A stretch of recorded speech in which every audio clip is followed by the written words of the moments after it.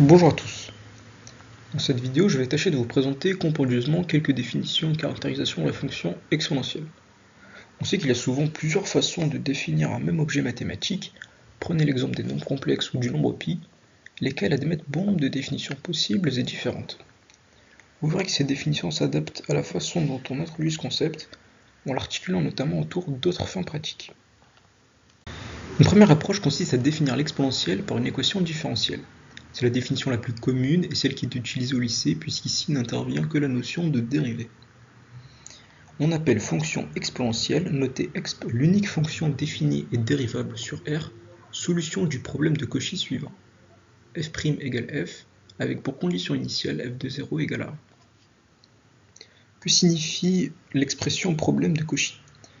Il s'agit simplement d'une équation différentielle satisfaisant une condition initiale qui spécifie la valeur de cette fonction en un point particulier. Les équations différentielles étant en lien avec le programme de physique, il est tout à fait cohérent que cette définition soit enseignée en classe de première. Une autre façon de caractériser la fonction exponentielle est de la considérer comme la réciproque du logarithme népérien. La fonction exponentielle de R dans R plus étoile est la bijection réciproque de la fonction logarithme népérien. Au lycée, on étudie d'abord la fonction exponentielle et on définit ensuite le logarithme comme réciproque de l'exponentielle, mais il est possible de procéder dans l'autre sens. On peut voir cette définition en Bac+1 notamment parce qu'elle nécessite quelques connaissances en théorie des ensembles. Alors pour cette définition, il est nécessaire de comprendre la notion d'intégrale. Je vais vous montrer ça. ln de x est l'unique primitive sur R plus étoile de x donnant 1 sur x qui vaut 0 à 1. Autrement dit, pour tout x appartenant à R plus étoile, ln de x est égal à l'intégrale de 1 à x de dt sur t. Comment cela se traduit graphiquement ? Partons du graphe de la fonction 1 sur t pour t strictement positif. ln de x est alors l'aire sous cette courbe entre l'axe des abscisses et les droites d'équation t égale 1 et t égale x. Avec cette définition, on peut calculer ln de x pour tout x appartenant à R plus étoile, ce qui nous renvoie à cette courbe-là. Pour définir l'exponentielle comme réciproque du logarithme népérien, il faut tout d'abord justifier l'existence d'une telle fonction.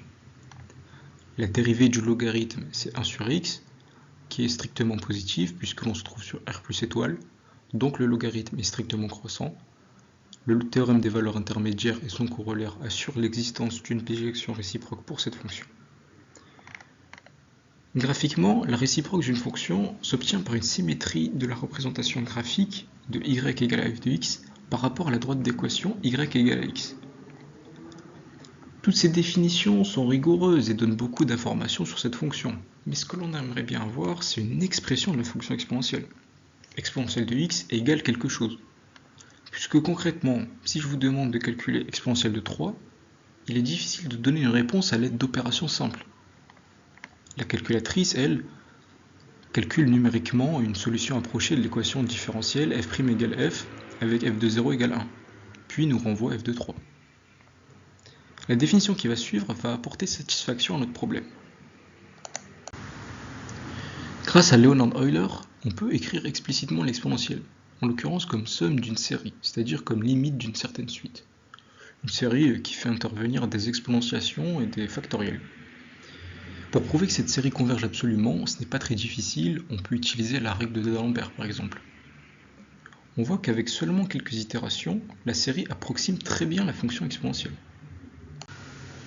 Enfin, voici une dernière définition, un peu rusée car elle utilise une propriété commune à toutes les fonctions exponentielles, celles qui ont une base a, en ajoutant la valeur de sa dérivée en 0. La fonction exponentielle est l'unique fonction dérivable de R dans R étoile, transformant une somme en un produit, c'est-à-dire vérifiant l'équation fonctionnelle pour tout UV appartenant à R, f de U plus V est égal à f de U fois f de V, et dont la dérivée prend la valeur 1 en 0. En effet, caractériser un objet X, c'est en trouver une définition assez générale pour être vraie, mais assez précise pour ne pas englober d'autres objets. En d'autres termes, la propriété P est nécessaire et suffisante. Y vérifie P est équivalent à Y est égal à X. Avec la précision que l'on a donnée, la fonction exponentielle est suffisamment circonscrite.